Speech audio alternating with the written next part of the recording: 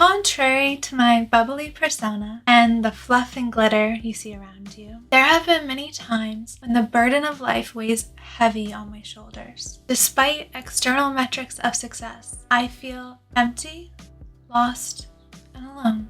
From the outside, my life looks like a dream. From where I stand, I can see the tendrils of shadows winding their way through the cracks in the facade. I know that I'm not alone in this. In the age of social media, our personal persona has the capacity to be prettier than ever. But behind closed doors, rates of anxiety and depression rise. Not so interested in interpreting statistics. I'm here to show you the path forward once you've finished marinating in your melancholy emotions. Without further ado, here are my top tips for getting out of a rut. Hi everyone, and welcome back to my channel. My name is Emily. For my day job, I work as a civil engineer. After hours, I like to bring you my favorite personal development advice so that you can grow into the woman of your dreams. My first recommendation would be to embrace the suck. If you're feeling down or stuck or just generally low energy, acknowledge that emotion, really feel it before we can even begin to get past it. The fastest way to move past an emotion is to actually move through it. You have to accept and acknowledge what you feel now in this very moment. You have to feel that depth of emotion in order to properly process it and have any hope to move on. When I'm feeling really down and sad, the last thing I want to do is sit in that feeling for longer. I try to get myself up, get moving, and kind of ignore that emotion. That avoidance doesn't help it go away. It just kind of prolongs the process of me feeling down. Even though things may suck in a particular moment, doesn't mean that that feeling is going to last forever. Part of the human experience is to live through the ups and downs of life. And if you don't fully live in the lower emotional states, you won't be able to appreciate when things are really good.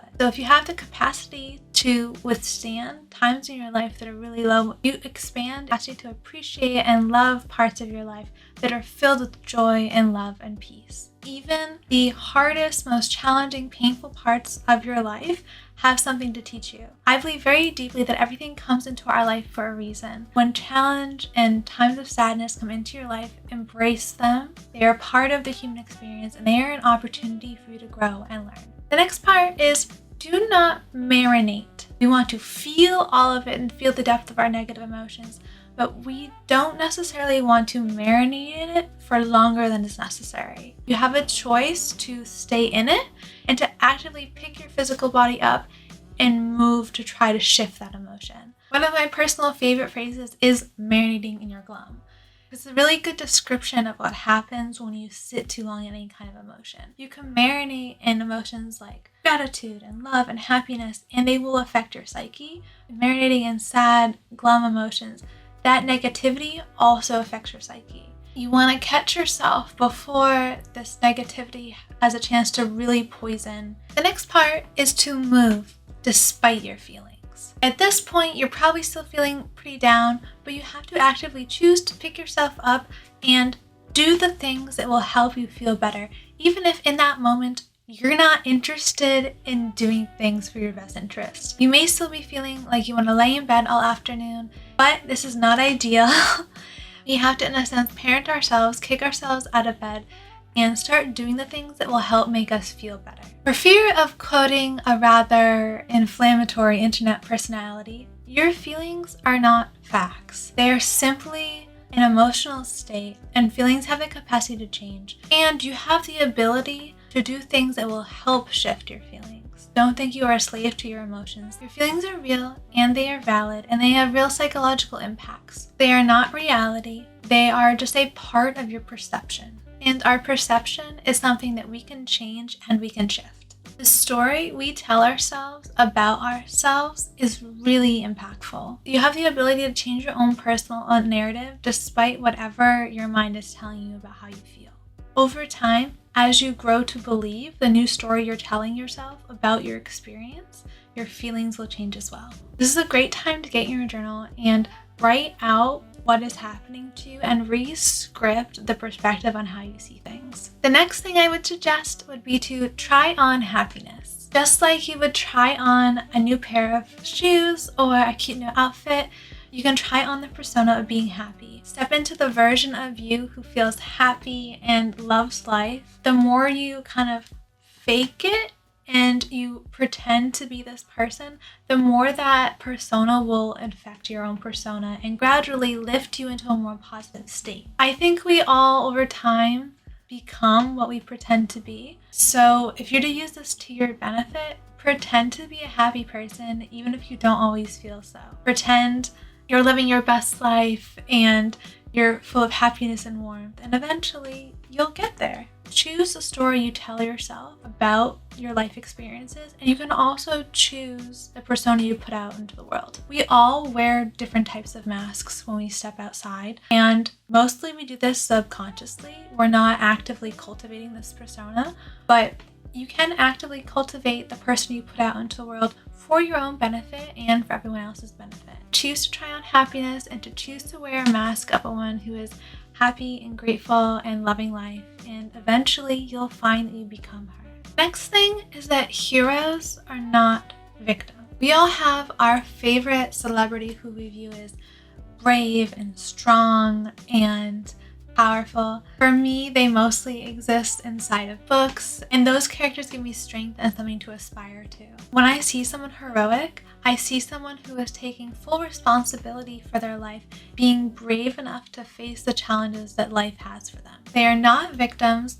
they're choosing to act despite their fear and pain. If you're marinating in your glum, being a sad Sally, talking about how horrible your life is, you're acknowledging this story you're telling yourself about life being terrible, and you're also being a victim to external circumstances. Odds are, if you're watching this video, if you have access to it and time to spend on this kind of content, your life is pretty good.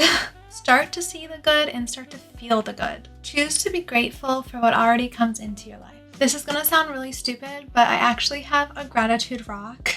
This cute little quartz heart I found when I was on vacation in Florida with my friend.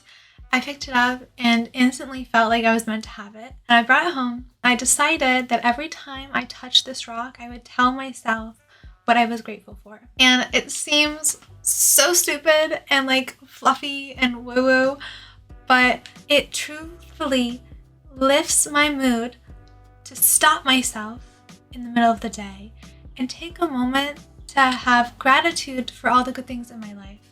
It's like an instant check on the negative thought patterns in my mind and a refocus to things that I know are beautiful in my life. Okay, so this next part is pretty easy. I'm gonna call this Hack Your Environment because these are all sorts of little things I do. I call them mood boosters when I'm feeling a little glum. They're just ways to kind of put a pause on the negative thought patterns and redirect yourself towards some positivity.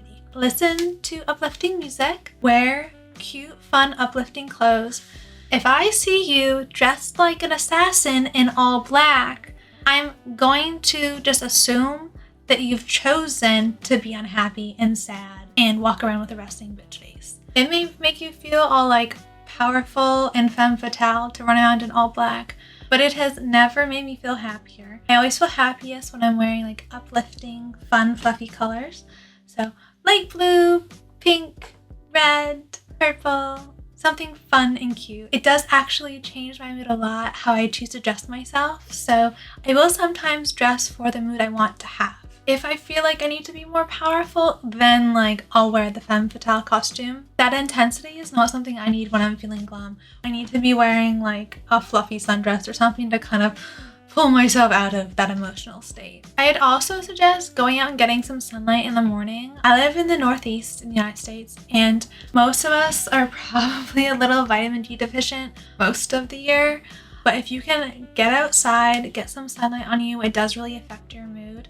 Also, bonus points if you can like go take a walk in nature or by the water. That always is really grounding for me to just be in nature and to see some animals and to, enjoy the greenery around in the park. Another thing I would suggest is redecorating your space, making it cute and playful, and filling your space with things that make you smile and bring you joy. So my final tip is probably the most impactful, and that is to give the love you want to receive. I really am able to get myself out of a rut, out of a negative thought pattern, when I shift the focus away from me onto others and how I can be of service and helping them. One way to do this is to do things like volunteering for those who are less fortunate. Seeing how fortunate you are in comparison to other people is really an eye-opener for how many blessings you are in your life, and actively giving to others and focusing on how you can help someone else really just distracts your mind for whatever problems you think you have.